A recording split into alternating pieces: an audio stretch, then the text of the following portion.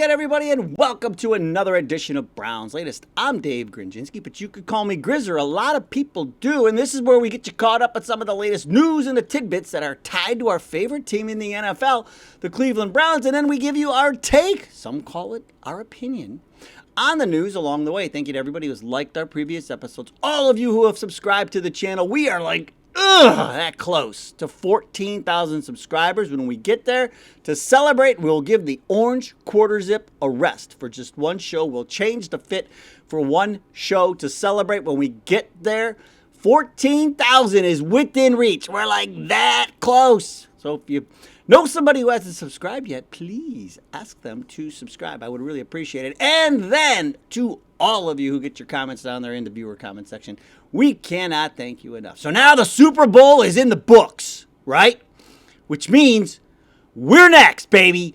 Browns odds to win the Super Bowl are plus 15,000. That means $100 will win you 15 grand. Or 10, if you want to speak numbers that are more like my numbers, $10 will get you 1,500. Not so bad. So now we've got to start putting together our Super Bowl team, and it starts with free agency. The free agent frenzy will start in 1 month.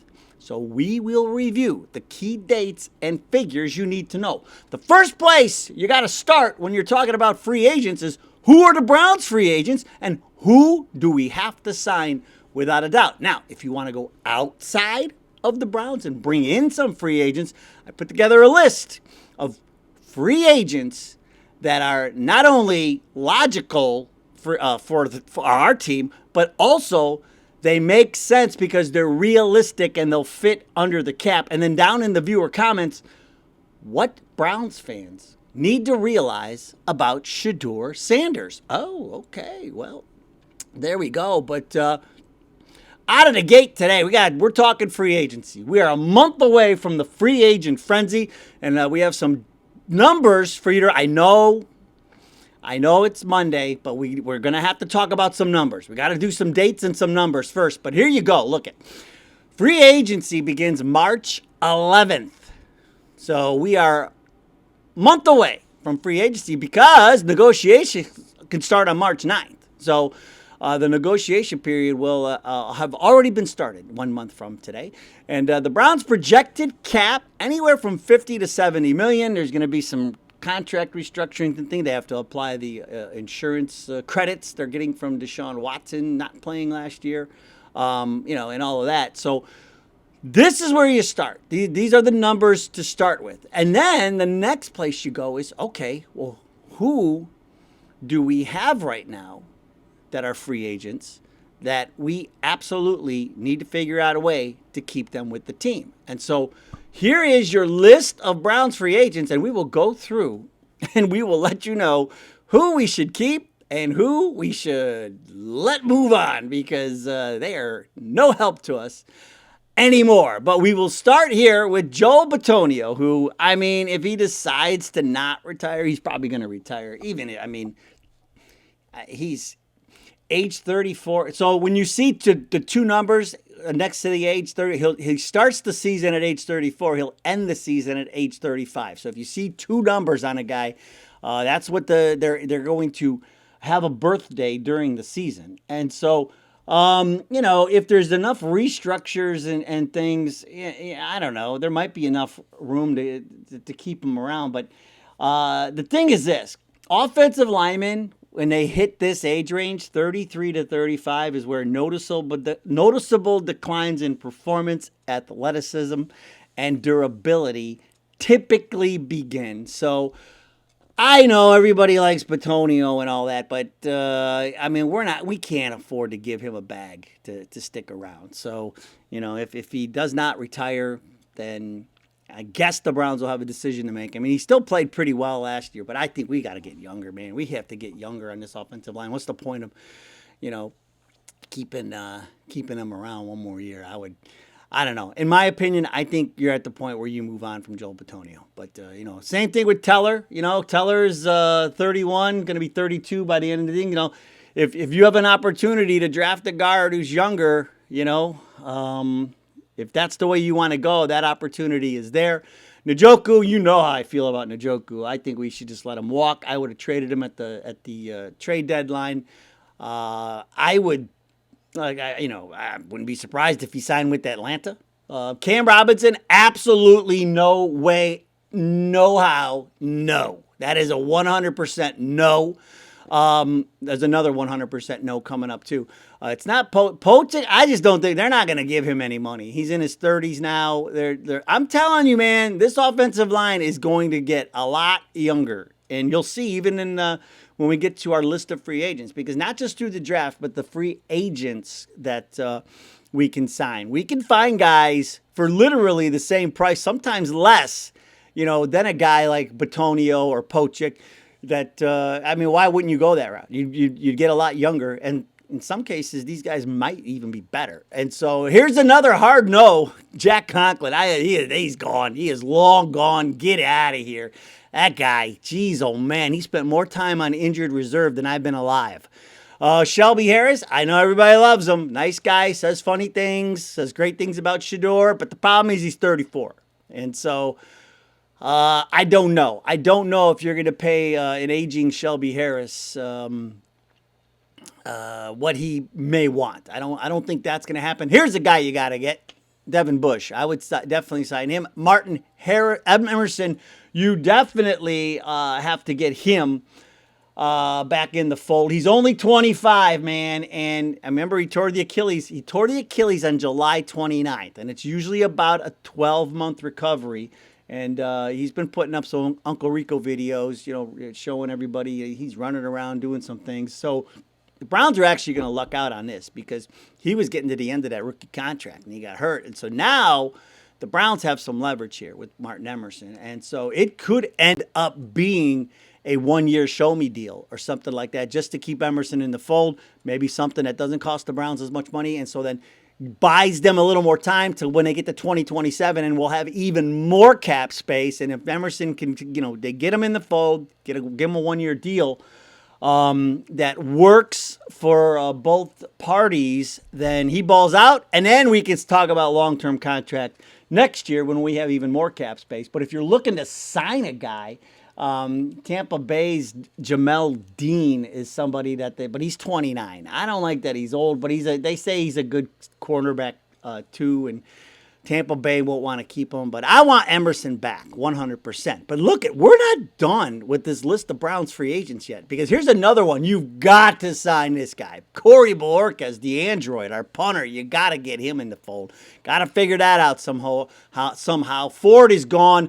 Baker, he contributed a little bit, but I don't know if they're going to spend a ton of money on Jerome. Hopefully they could figure that out. Same with Rayshawn Jenkins. I mean, if you drafted Caleb Downs, if you ended up taking Downs, you're not keeping him probably. Cam Thomas, got to work that out. Travion Williams, I don't think he'll be around. I mean, we're pretty good at running back. When you got Judkins and Sampson, you got the Rocket.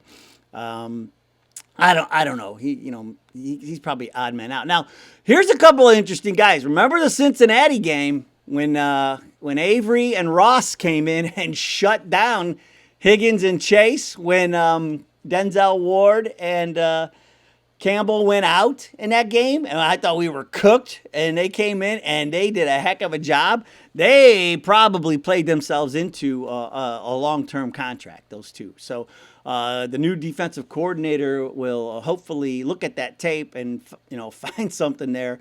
But both Avery and Ryan, and Avery can play safety too. So if you don't work something out with Jenkins, you got Avery there to play some safety if you needed him. But those two, I think, played themselves into a shot at a new contract with the Browns. And then Tev Jenkins, I've been telling you, I like Jenkins. He played pretty solidly at guard down the stretch, and so he would be a guy, definitely. DeAndre Carter, wide receiver. This whole wide receiver room is going to change. I don't see DeAndre Carter sticking around in any way, shape, or form. So when you go back and look at it, you're looking at about at least 10 guys here that you want to get back in the fold. Let me see. 1, 2.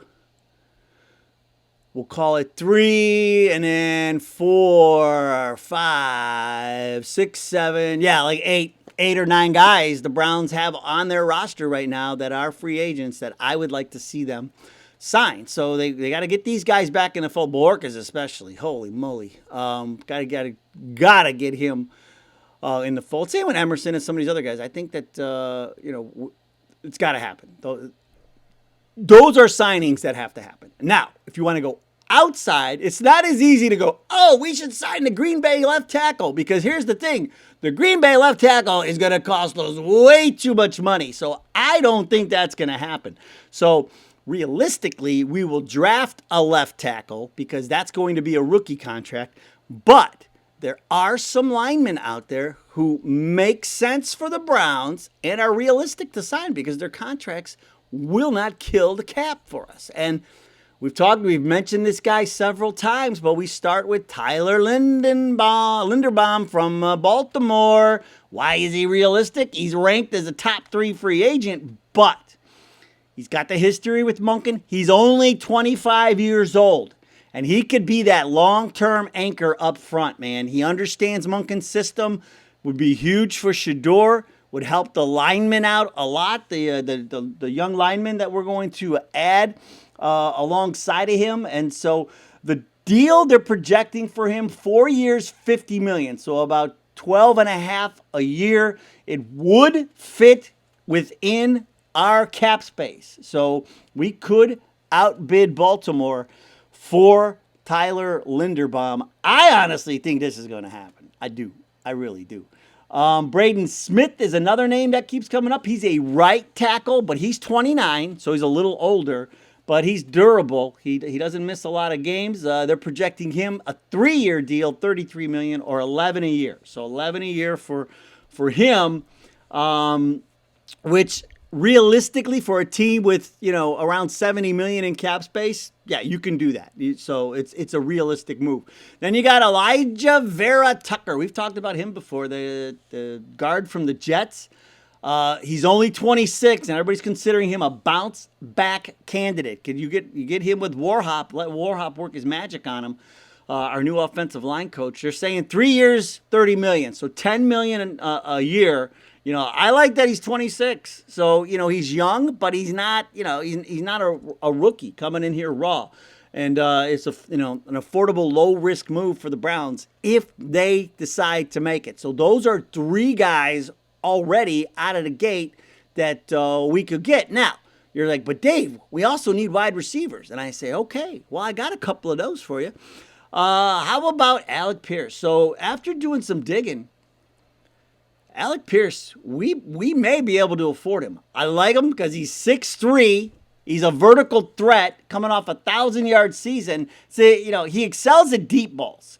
He's over 20 yards a catch in recent years. And so he's exactly what the Browns need. But they project him as a wide receiver 2 or even a wide receiver 3. He's only 25, and they're saying he's only going to command 3 years, $36 million. I'm surprised. I figured that he would be commanding wide receiver 1 money. Like, how do you say all this? He's coming off a 1,000-yard season and 20 yards a catch, and he's 6'3", he's big body, he catches everything, he's a vertical threat, runs past everybody. Yeah, but you're only going to pay him a wide receiver 2 or wide receiver 3 money. Okay, I mean, if that's what you're saying. So I'm a little leery about that one, but we'll see. I really think Alec Pierce could play himself into a wide receiver. If somebody's got the money, bring him in, and you have absolutely no receivers, like a Tennessee, you bring him in and make him your top gun. But we'll see. Romeo Doubs, we've talked about him a lot.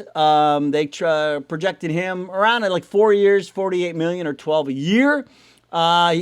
Again, though, they're ranking him as a solid number 3, and so I would look at him more as like a number 2. I think is he comparable to Judy? Maybe, but he's a little bit bigger than Judy. That's why I like him. You know me, I want big receivers now. He's another guy who's like 6'3". So, and then there's Isaiah Likely. We've been talking about him for the last couple of weeks, man. I say let Njoku walk because you're going to get. They're talking about his projected market value, $8 to $9 million. Njoku would be $10 million a year. He will be a less expensive, younger option. I say without a doubt, you got to do whatever you can to get Isaiah Likely in here along with Linderbaum, mostly because they understand Monken's system and they can help the speed up the learning curve. I think all of these guys, in my opinion, they're not only realistic, but they make a lot of sense. So if you added, one or two of those guys off of that list, I would not be sad at all.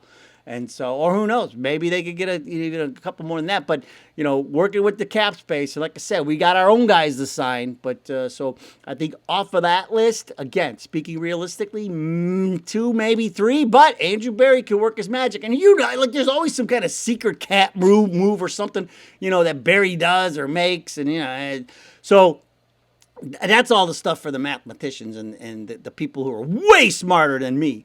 To figure out, but that stuff always happens. So they can figure some things out with the way they work these contracts. They'll restructure some contracts and things like that to make a little more room if they really want to get somebody in. But those to me are the Browns free agents we need to sign, and realistically, guys we can bring in here as free agents. And so I'm done talking about the Green Bay left tackle because there's no way. They're talking like $80 million for him.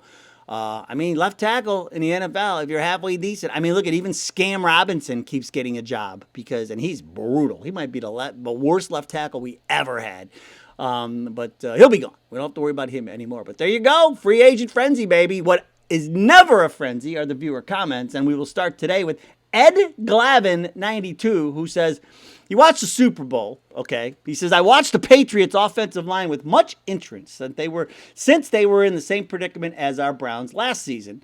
Remember, worst to first New England went. They were 4-13 last year, and then they made it to the Super Bowl this year, and they had 2 rookies on the whole. Their left side of the line was rookies, a left tackle and their left guard, rookies. So I kept saying, pay attention. They made it to the Super Bowl. And Ed Glavin says, their 2 rookies on the left side look like bowling pins. I'm like, what are you, they made it to the Super Bowl. I'm like, so what, would you be mad if we had rookies and made it to the Super Bowl and then they were a little overwhelmed in the Super Bowl? I would love the chance to have our rookie linemen be overwhelmed in the Super Bowl, Ed. I'm sorry. That's just the way I look at it, man.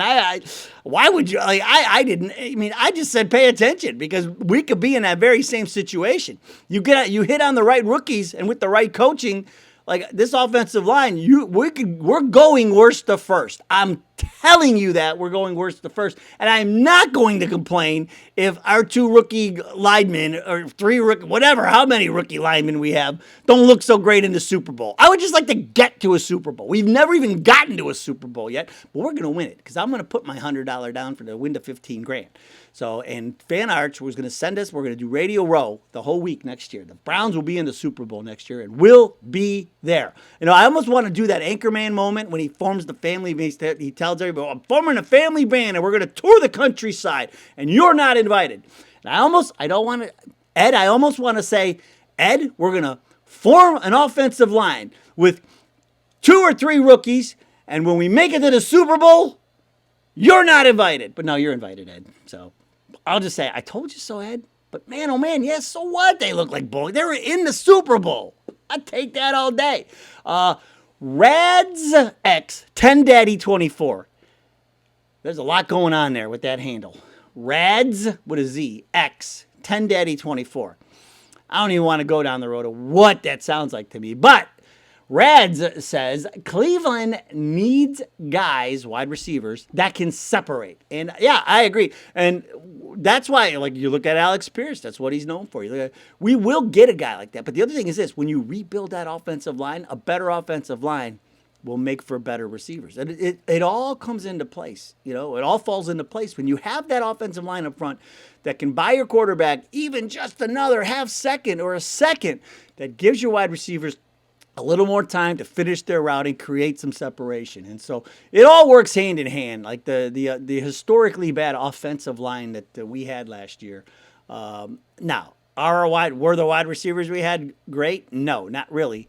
But the one we do have that can be great, did we use them? No, Isaiah Bond.